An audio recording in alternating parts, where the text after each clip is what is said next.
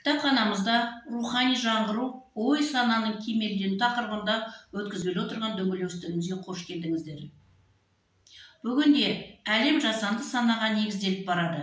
Әлемдегі байлар мен ең ұлы ғалымдардың ойы барынша адам миына жасанды сана орнату арқылы үлкен биіктерге жеткісі келеді.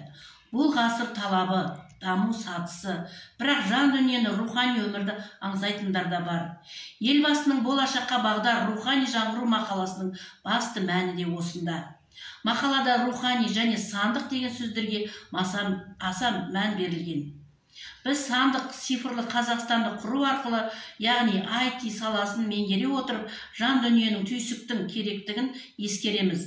Алдағы жаңа дәуірге төтеп беру үшін гуманитарлық бағыттағы салалардың санын көбейтіп, жас ұрпақты компьютер басты тұлға болып кетуден сақтаймыз.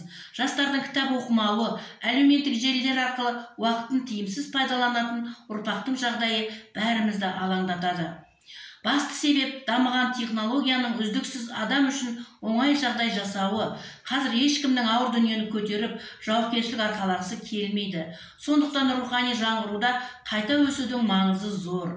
Заман ағымымен бірге көш басында жүру үшін, сол орында қалу үшін екі жақта сананы бірдей меңгеру керек.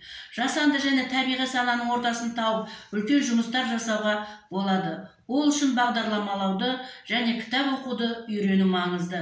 Мақалада біз жаңғыру жолында бабалардан қалған ізгі қасиеттерімізді қайта түлетуіміз керек делінген. Күнделікті кітап оқуды әдетке айналдыруымыз керек демекпін.